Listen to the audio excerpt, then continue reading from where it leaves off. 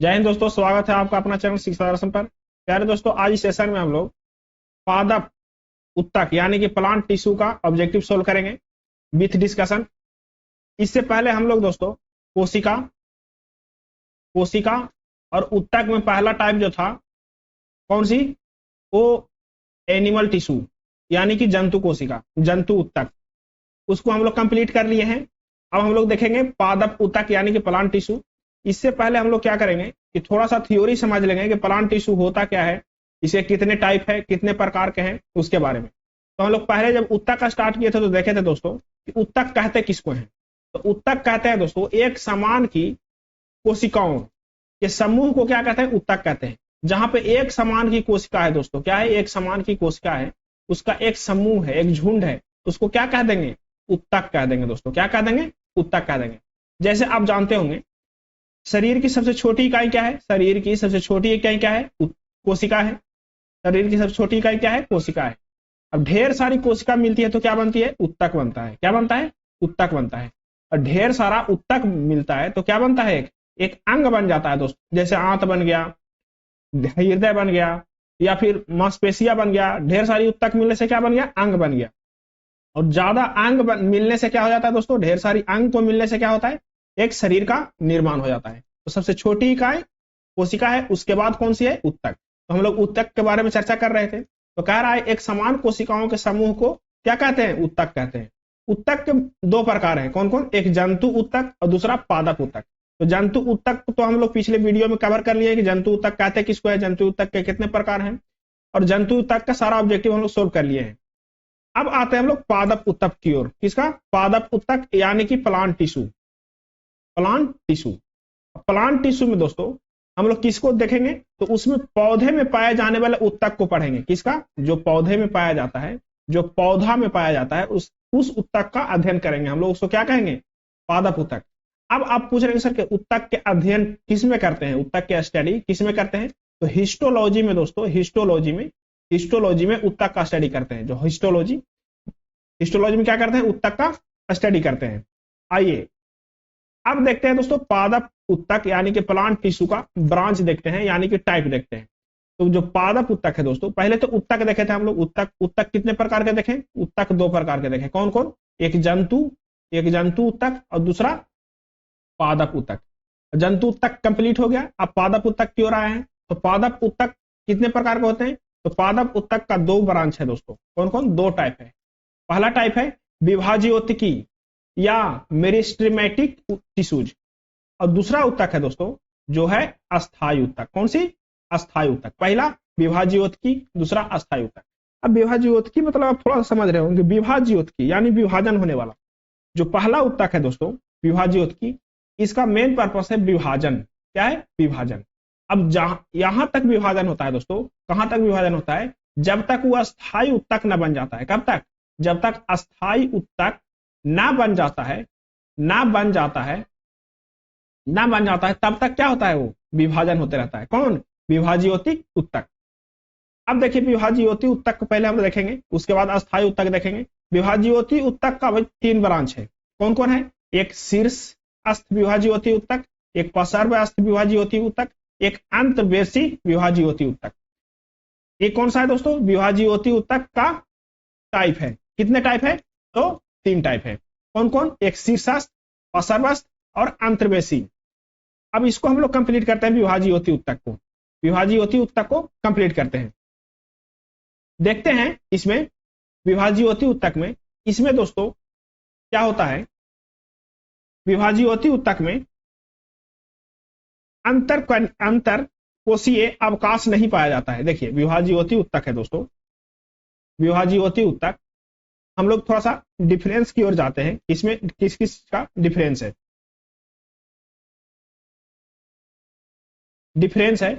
देखिए यहां पे लिखेंगे दोस्तों, यहां पे लिखेंगे विभाज्योति उत्तक। दूसरा क्या था दोस्तों, दूसरा था अस्थायी उत्तक। क्या है, अस्थायी उत्तक। कौन सा था, अस्थायी उत्तक। अब इसका मेनली डिस्कशन डिफरेंस देखेंगे।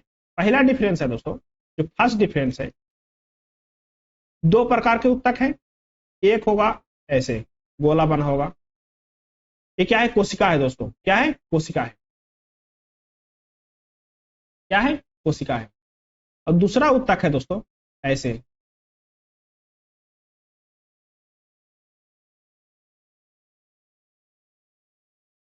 दूसरा उत्तक है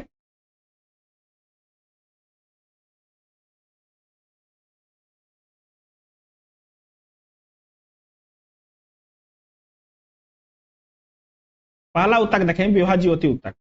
विभाज्योति उत्तक में दोस्तों अंतरकोशीय अवकाश नहीं पाया जाता है। अंतरकोशीय अवकाश नहीं पाया जाता है। अंतरकोशीय अवकाश, तो इसमें जो है दोस्तों चौकोर चौकोर क्या होगा? कोशिका होगा। कोशिका होगा, ऐसा कोशिका होगा। इसमें ऐसा कोशिका होगा दोस्तों, कोशिका का समूह ऐसा होगा। अब देखिए दोस्तों, अंतर कोशिकीय कहने का मतलब कोशिका के बीच, कोशिका के बीच में खाली स्थान ना होता है। कोशिका के बीच में खाली स्थान स्थान नहीं पाया जाता है। किसमें? विभाज्योति उत्तक में नहीं पाया जाता है।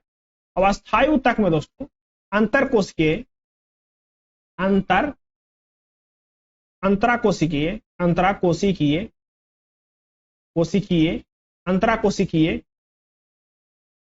अवकाश, अंतराकोशिकीय अवकाश पाया जाता है। क्या होता है? अंतराकोशिकीय अवकाश पाया जाता है। किसमें?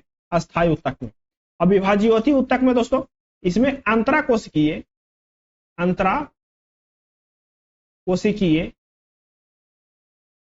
कोशिकीय अवकाश नहीं पाया जाता है। क्या होता है? नहीं पाया जाता है। दूसरा डिफरेंस है दोस्तों, ये तो पहला डिफरेंस हो गया अंतराकोशिकीय। दूसरा डिफरेंस है, दूसरा वो है दोस्तों, इसमें जो केंद्रक होता है दोस्तों, केंद्रक वो केंद्रक क्या होता है? बड़ा होता है। केंद्रक क्या होता है दोस्तों? इसका केंद्रक जो है, केंद्रक तो सारे में होंगे लेकिन इसमें क्या होगा? बड़ा होगा। केंद्रक क्या होगा? इसमें बड़ा होगा। अस्थायी उत्तक में क्या है? अस्थायी उत्तक में केंद्रक जो है, केंद्रक जो है दोस्तों अस्थायी उत्तक में वो छोटा होता है। क्या होता है? छोटा होता है।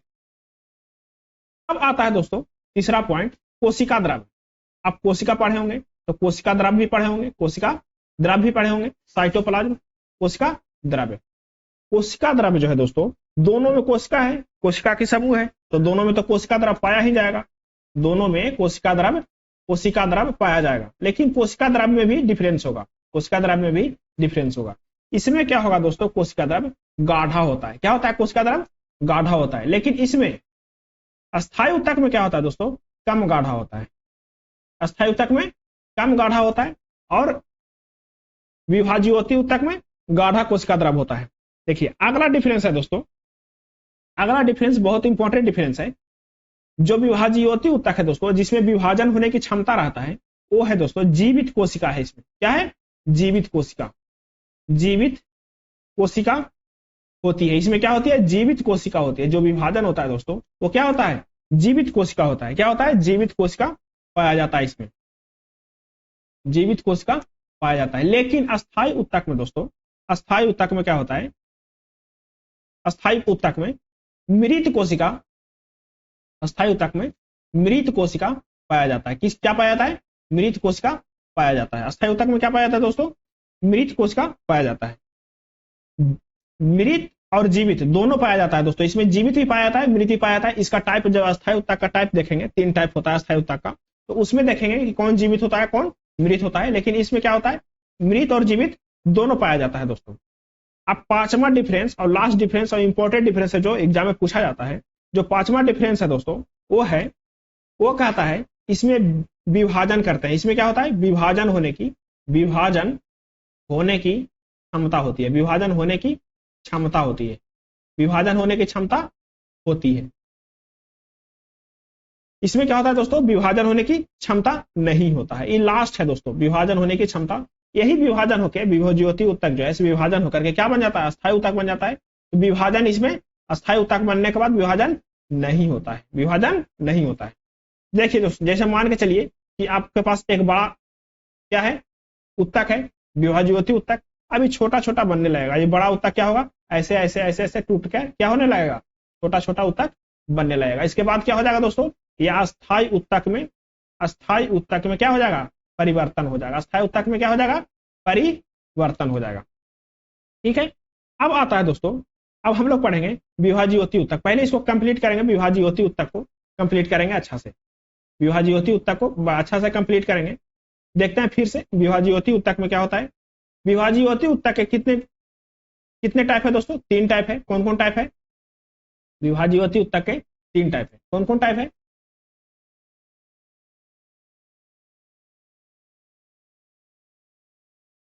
विभाज्योति उत्तक के हम लोग 3 टाइप पढ़े थे। कौन कौन पढ़े थे, यहां लिखते हैं विभाज्योति उत्तक, विभाज्योति विभाज्योति उत्तक। ठीक है, इसका क्या होता है, इसका विभाजन होता है, इसका विभाजन होने की क्षमता होता है। इसमें क्या होता है, विभाजन होने की क्षमता होता है, किसमें, विभाज्योति उत्तक में। इसका कितने ब्रांच है दोस्तों, तो 3 टाइप है। कौन कौन, एक शीर्षस्थ, कौन सा दोस्तों, एक शीर्षस्थ। दूसरा क्या देखे थे हम लोग, पार्श्व, क्या देखे थे, पार्श्व, एक शीर्षस्थ, और दूसरा क्या देखे थे, पार्श्व देखे थे, और तीसरा देखे थे अंतर्वेशी। शीर्षस्थ जो है दोस्तों, शीर्षस्थ ये क्या होता है, मान के चलिए कि आपके पास क्या है, आपके पास एक पेड़ है, आपके पास क्या है, एक पेड़ है। ऐसा पेड़, देखिए आपके पास एक पेड़ है, ठीक। आई पेड़ में दोस्तों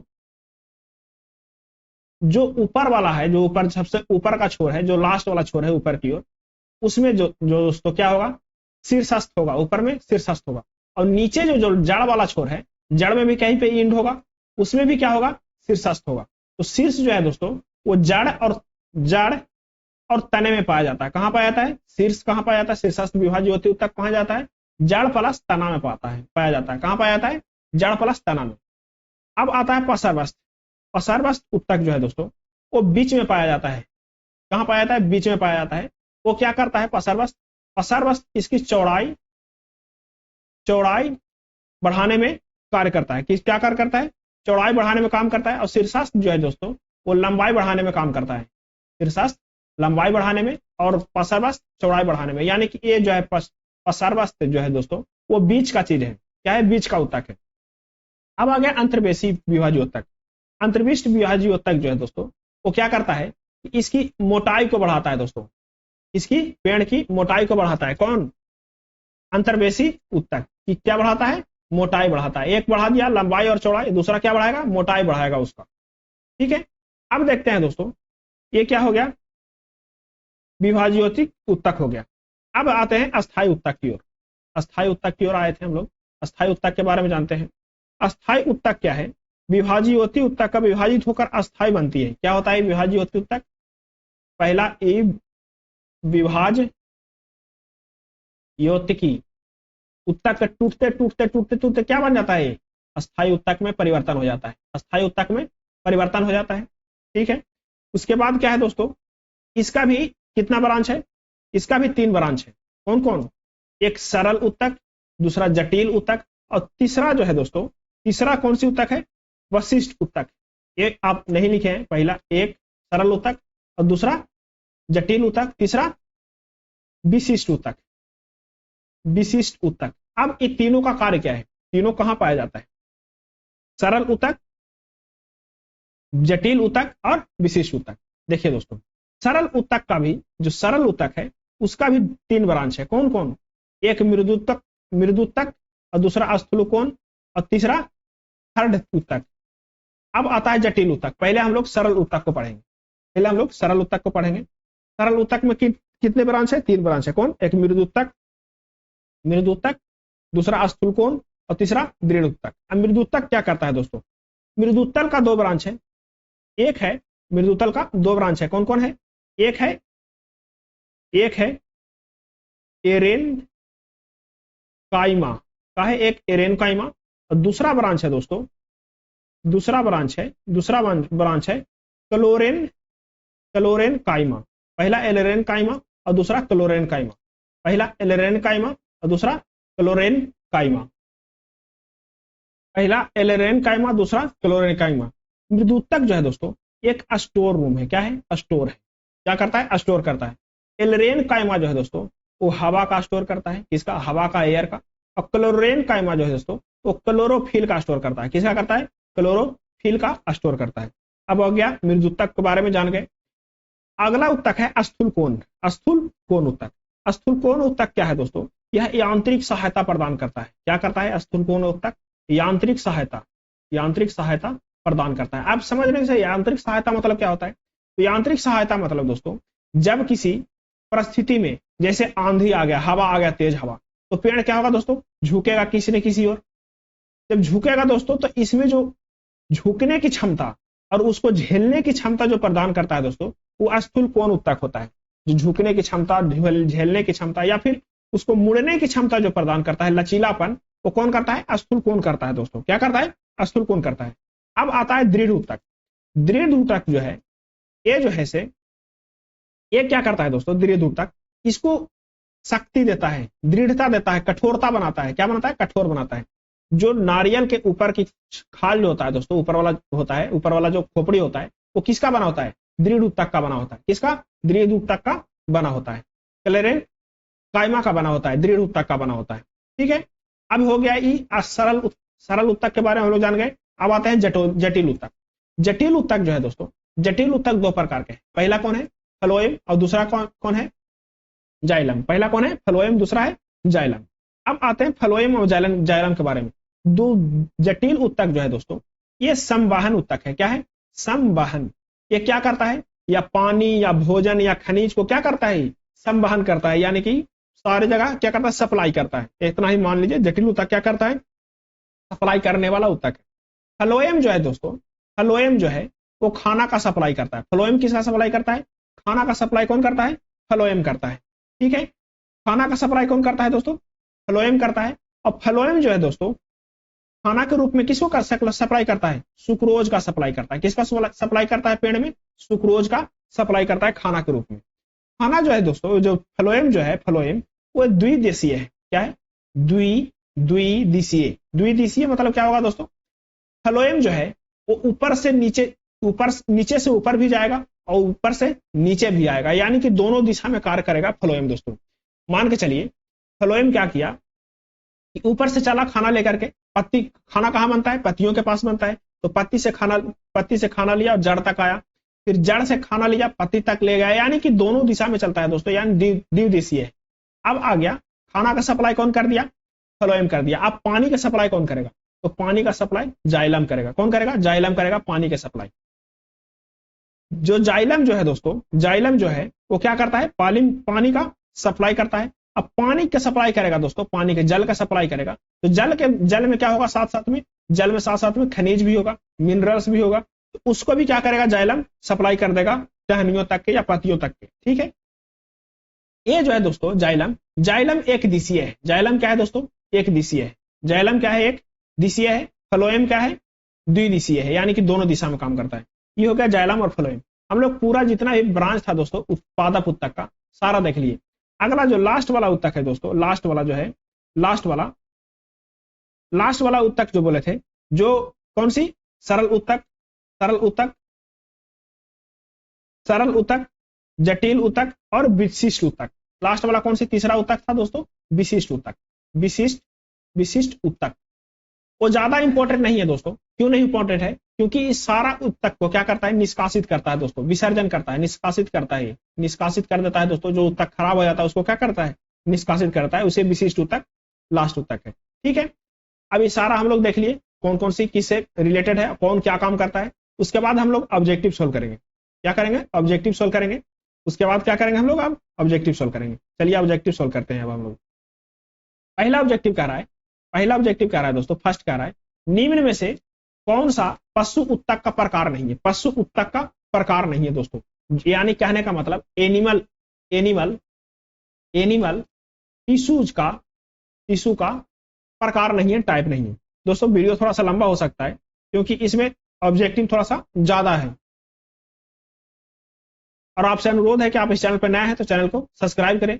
और इसी चैनल के प्ले लिस्ट में दोस्तों, फिजिक्स का जो फिजिक्स का रिवीजन किए थे, हम लोग सारा वीडियो उसी में पढ़ा है, तो आप प्ले लिस्ट में जाकर के कंटिन्यू देख सकते हैं। चलिए हम लोग देखते हैं पहला उत्तक क्या, पहला क्वेश्चन क्या रहा है, निम्न में से कौन सा पशु उत्तक का प्रकार नहीं है।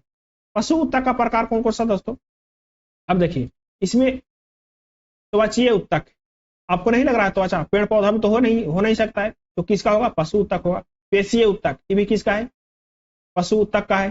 संयोजी उत्तक, ये भी पशु उत्तक का है। ऑप्शन ए जो है दोस्तों मेरिस्टमेटिक उत्तक, मेरिस्टमेटिक उत्तक ये पशु उत्तक का नहीं है दोस्तों, ये कौन सा है, पादप उत्तक का है। कौन सा है, पादप उत्तक का है प्रकार।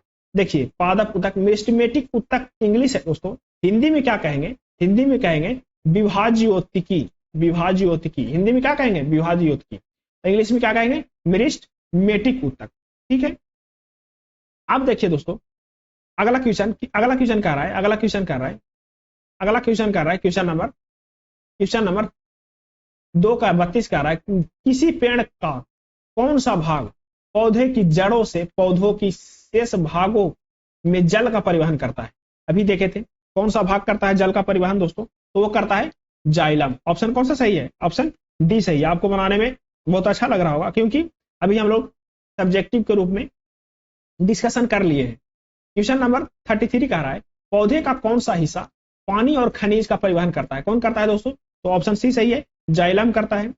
अगला क्वेश्चन देखिए, क्वेश्चन नंबर 34 कह रहा है, मृदुत्तक, कौन सी, मृदुत्तक और स्थूल उत्तक उत्तकों का प्रकार है। किसकी उत्तक का प्रकार है दोस्तों, मृदुत्तक और स्थूल उत्तक, मृदुत्तक और स्थूल उत्तक किस कौन सी उत्तक का प्रकार है। तो यह है दोस्तों सरल अस्थायी उत्तक का, क्या है, सरल अस्थायी उत्तक का क्या था, प्रकार था। इसकी कितनी ब्रांच थे दोस्तों, इसकी 3 ब्रांच थे। कौन कौन था, पहला था दोस्तों मृदुत्तक, क्या था, मृदुत्तक। दूसरा था दोस्तों क्या था, स्क्लेरेनकाइमा, इसको क्या बोले थे हम लोग, दृढ़ उत्तक। क्या बोले थे इसको, दृढ़ उत्तक, जो दृढ़ता देता है। कौन सी, दृढ़ उत्तक, दृढ़ उत्तक। उसके बाद तीसरा कौन था दोस्तों, तीसरा था स्थूल कोण। क्या था, स्थूल कोण, स्थूल कोण। अभी देखें हम लोग आगे देखते हैं। आज मृदुत्तक के इंग्लिश में क्या बोलते हैं दोस्तों, मृदुत्तक के इसको बोलते हैं पैनल काइमा। क्या बोलते हैं इसको, पैनल काइमा। दृढ़ उत्तक के इंग्लिश में क्या बोलते हैं दोस्तों, स्क्लेरेन काइमा। क्या बोलते हैं, स्क्लेरेन काइमा। स्थूल उत्तक के क्या बोलते हैं दोस्तों, पोलेन काइमा। क्या बोलते हैं इसको, पोलेन काइमा, स्थूल उत्तक को। चलिए क्वेश्चन नंबर देखिए 35 क्या रहा है दोस्तों, पादप उत्तकों के संबंध में इनमें से कौन सा कथन गलत है। जो पादप उत्तकों के संबंध में दोस्तों कौन सा कथन गलत है। कथन ए कह रहा है जाइलम जल और खनिज का परिवहन करता है, एकदम सही बात है, जाइलम जल और खनिज का परिवहन करता है। बी में कह रहा है जाइलम और फ्लोएम जटिल उत्तक है, सही बात है, जटिल उत्तक का क्या था, टाइप था। कौन कौन, जाइलम और फ्लोएम। कौन था, जाइलम और फ्लोएम कौन था, जटिल उत्तक का प्रकार था। सी कह रहा है दोस्तों फ्लोएम भोजन को पत्तियों से पौधे के अन्य भागों तक पहुंचाता है, सही बात है, फ्लोएम क्या करता है, भोजन को पहुंचाता है। और फ्लोएम कौन सा है, द्विदिशीय है। कौन सा, द्विदिशीय है। जाइलम, ऑप्शन डी कह रहा है दोस्तों जाइलम में सामग्री दोनों दिशाओं में स्थानांतरित हो जाते हैं। एकदम गलत है दोस्तों, दोनों दिशा में नहीं, एक दिशा में, एक दिशीय है दोस्तों, दोनों दिशा में नहीं, एक दिशा में होता है स्थानांतरित। ठीक है, क्वेश्चन नंबर 36 देखिए, कह रहा है दोस्तों डॉट उत्तक संवहन पुल बनाते हैं। संवहन पुल माने दोस्तों जो ब्रिज बनाते हैं, संवहन पुल। तो कौन कौन है, संवहन कौन करता है दोस्तों, तो जटिल उत्तक करता है। तो जटिल उत्तक का कौन सा टाइप है, तो एक है जाइलम और दूसरा है फ्लोएम। तो संवहन कौन करता है दोस्तों, इसका ऑप्शन कौन सा सही होना चाहिए आपके अनुसार, इसका सही ऑप्शन होना चाहिए सी। कौन सा है दोस्तों, सी। संवहन पुल कौन बनाता है, तो सी बनाता है। कौन, जाइलम और फ्लोएम।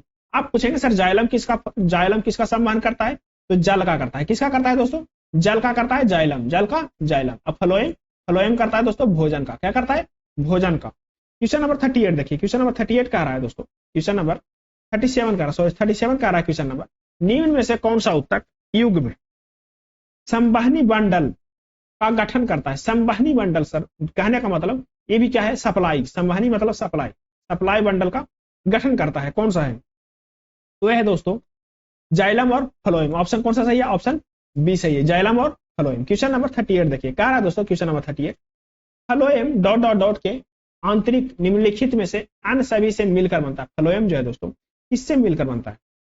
अब जो है दोस्तों एक फ्लोएम के बारे में हम लोग जानते हैं। फ्लोएम का निर्माण 4 प्रकार की कोशिकाओं से होता है। फ्लोएम का निर्माण जो है दोस्तों, फ्लोएम का उसमें छोड़ दिए थे क्योंकि जहां जहां क्वेश्चन आएगा उसमें थोड़ा सा हम लोग उस डिस्कशन के साथ करेंगे। तो फ्लोएम जो है दोस्तों वो 4 प्रकार की कोशिका के मिलने से बनता है। पहला कोशिका है दोस्तों, पहला जो है तो चालनी कोशिका है। कौन सा है दोस्तों? चालनी। पहला कौन सा है? पहला चालनी कोशिका है, पहला चालनी कोशिका कोशिका। दूसरा जो है दोस्तों, दूसरा सखी सखी कोशिका है। दूसरा कौन सा है? दूसरा है सखी कोशिका है, सखी कोशिका। दूसरा है दोस्तों सखी कोशिका। तीसरा जो है दोस्तों फ्लोएम मृदुतक। तीसरा कौन सा है? तीसरा फ्लोएम फ्लोएम मृदुतक। फ्लोएम फ्लोएम मृदुतक। फ्लोएम मृदुतक मृदुतक। चौथा जो है दोस्तों, चौथा जो है फ्लोएम तंतु। फ्लोएम फ्लोएम तंतु फ्लोएम तंतु यानी कि चालनी कोशिका, सखी कोशिका, फ्लोएम मृदुतक, फ्लोएम तंतु, ये चारों जब मिल जाते हैं दोस्तों तो क्या बनते हैं? फ्लोएम का निर्माण करते हैं। किसका निर्माण करते हैं दोस्तों? फ्लोएम का निर्माण कर देते हैं। अब कह रहा है दोस्तों फ्लोएम के आंतरिक निम्नलिखित में से अन्य सभी से मिलकर बनता है। फ्लोएम चालनी से ही मिलकर बनता है। फ्लोएम किससे? अन्य किसी से मिलकर बनता है। किससे मिलकर बनता है दोस्तों? तो ये बनता है फ्लोएम वाहिका। फ्लोएम वाहिका से मिलकर बनता है। ऑप्शन कौन सा सही है दोस्तों? ऑप्शन ऑप्शन बी सही है, ऑप्शन बी सही है। ऑप्शन कौन सा सही है? ऑप्शन बी सही है। क्वेश्चन नंबर देखिए, क्वेश्चन नंबर 39। क्वेश्चन नंबर 39 कह रहा है दोस्तों कौन सा अस्थायी उत्तक एक पौधे को कठोर और मजबूत बनाता है? देखिए लचीलापन बनाएगा, मजबूत बनाएगा, आंधी और हवा को झेलने की क्षमता देगा। तो कौन सा उत्तक है? अभी बताए थे कौन सा उत्तक है दोस्तों? वो उत्तक है स्क्लेरेन कायमा। कौन सा है? स्क्लेरेन कायमा। ऑप्शन बी सही है। इंग्लिश में बोलते हैं दोस्तों स्क्लेरेन कायमा, और दूसरा हम बोलते हैं दृढ़ उत्तक। क्या बोलते हैं? दृढ़ दृढ़ उत्तक, स्क्लेरेन कायमा। ठीक है। अगला क्वेश्चन दोस्तों इसको बोलते हैं दोस्तों स्क्लेरेन कायमा जो है इसे क्या करता है? स्क्लेरेन कायमा क्या करता है? कठोरता और मजबूती देता है। क्वेश्चन नंबर देखिए, क्वेश्चन नंबर 39। क्वेश्चन नंबर 39 कह रहा है निम्नलिखित में से कौन सा पौधे की बाह्य त्वचा का कार्य नहीं करता है? बाह्य त्वचा का कार्य नहीं करता है। कौन सा जो है दोस्तों तो पौधे के बाह्य त्वचा का कार्य नहीं करता है? तो वह है दोस्तों प्रकाश संश्लेषण करना। प्रकाश संश्लेषण जो है दोस्तों तो पौधे के बाह्य त्वचा का कार्य नहीं है। क्या है? पौधे के बाह्य त्वचा का कार्य नहीं है। ये क्या है दोस्तों? पत्ती का कार्य है। पत्ती का कार्य है प्रकाश संश्लेषण का करना। अब कहेंगे सर कि पौधे के बाह्य त्वचा का कार्य क्या है? तो वह है पौधे को संरक्षित करना। ठीक है। रोमों की सहायता से वायु की स्थिर रोधन परत तैयार करना। उसके बाद सर बाष्पोत्सर्जन का नियंत्रण करना। क्या है? पौधे के बाह्य त्वचा का कार्य है। क्वेश्चन नंबर 41 देखिए, कह रहा है अस्थायी उत्तकों के निर्माण के लिए एक अस्थायी संरचना, आकार और क्रिया अपनाने की प्रक्रिया को क्या कहते हैं? अपनाने की प्रक्रिया को क्या कहते हैं? अस्थायी उत्तकों के निर्माण के लिए अस्थायी संरचना, आकार और क्रिया अपनाने की प्रक्रिया को क्या कहते हैं दोस्तों? तो उसको कहते हैं, उसको क्या कहते हैं? उसको कहते हैं विभेदन। क्या कहते हैं दोस्तों? उसको विभेदन कहते हैं। क्या कहते हैं? विभेदन कहते हैं। अस्थायी उत्तकों के निर्माण के लिए अस्थायी संचरण, आकार और क्रिया अपनाने की प्रक्रिया क्या कहते हैं? विभेदन कहते हैं। लगातार विभेदन के माध्यम से जीव के शरीर में क्या होता है? वृद्धि होता है दोस्तों। विभेदन की विभेदन विभेदन विभेदन विभेदन की विभेदन के माध्यम से, विभेदन के माध्यम से क्या होता है दोस्तों? माध्यम से जीव में क्या होता है? वृद्धि होता है दोस्तों। विभेदन के माध्यम से क्या होता है? जीव में वृद्धि होता है। ठीक है। अगला क्वेश्चन देखिए, अगला क्वेश्चन देखिए, क्वेश्चन नंबर 42। क्वेश्चन नंबर 42 कह रहा है दोस्तों डॉट डॉट डॉट की कोशिकाएं कोनों पर अनियमित रूप से मोटी होती है। क्या होता है कोनों पर दोस्तों? अनियमित रूप से मोटी होती है। स्थूल कोण उत्तक के कारण। किसके कारण दोस्तों? स्थूल कोण उत्तक के, स्थूल कोण उत्तक यानी काइलिन काइमा की कोशिकाएं कोनों पर अनियमित रूप से क्या होती है, मोटी होती है। ऑप्शन कौन सा सही है, ऑप्शन ए सही है, स्थूल कोन उत्तक। पौधों में लचीलापन की गुण अस्थायी उत्तक स्थूल कोन उत्तक के कारण होता है। क्या होता है दोस्तों, लचीलापन के गुण जो होता है, लचीलापन किसके कारण होता है, लचीलापन भी किसी कारण होता है, स्थूल कोन उत्तक यानी कि कैलन काइमा के कारण होता है। यह पौधों के विभिन्न भागों की बिना टूटे हुए क्या करता है, लचीलापन लाता है और यांत्रिक सहायता की प्रदान करता है। यह उत्तक एपिडर्मिस के नीचे, एपिडर्मिस कहने का मतलब दोस्तों एपिडर्मिस के नीचे पर्णवृत्त में पाया जाता है। क्या पाया जाता है दोस्तों, पर्णवृत्त में पाया जाता है। अगला क्वेश्चन देखिए, क्वेश्चन नंबर 43 देखिए, कह रहा है दोस्तों पौधों में लचीलापन किसके कारण होता है दोस्तों, स्क्लेरेन काइमा अभी पढ़े थे, किसके कारण होता है, तो स्क्लेरेन काइमा के कारण होता है। पौधों में लचीलापन के कारण कौन है दोस्तों, पौधे में लचीलापन के कारण कौन है दोस्तों, कोलेरन काइमा, स्थूल उत्तक। कौन सा है दोस्तों, स्थूल उत्तक, स्थूल कोन या स्थूल कोन उत्तक के कारण होता है। क्या होता है, लचीलापन होता है। यानी कि ऑप्शन कौन सा सही है, ऑप्शन सी सही है, कोलेरन काइमा के कारण। क्वेश्चन नंबर 44 देखिए, क्वेश्चन नंबर 44 कह रहा है निम्नलिखित में से किन उत्तकों में कोशिकाएं जीवित होती है। क्या होता है दोस्तों, जीवित होती है, लंबी और कोनों पर अनियमित रूप से स्थूल होती है। क्या होता है दोस्तों, स्थूल होती है, किसमें, इसका ऑप्शन सही है, ऑप्शन डी, कोलेन काइमा में। किसमें, कोलेन काइमा में। कोलेन काइमा में क्या करता है दोस्तों, यह लचीलापन प्रदान करता है। क्या करता है, लचीलापन प्रदान करता है, कोलेन काइमा। क्वेश्चन नंबर 45 देखिए, क्वेश्चन नंबर 45, क्वेश्चन नंबर क्या है दोस्तों, 45 नहीं 46 है, क्या है 46 कह रहा है दोस्तों। क्वेश्चन नंबर 46 कह रहा है डॉट डॉट डॉट उत्तक में कोशिकाएं जीवित, लंबी और कोनों पर अनियमित रूप से मोटी होती है। किसके कारण क्या हो जाता है दोस्तों, मोटा होता है, किसके कारण मोटा होता है, तो भी क्या है दोस्तों, कोलेन काइमा। क्या है, कोलेन काइमा के कारण। क्वेश्चन नंबर 47 कह रहा है सीव ट्यूब और शाह कोशिकाएं मुख्य रूप से डॉट डॉट डॉट के संरचना के लिए उत्तरदायी है।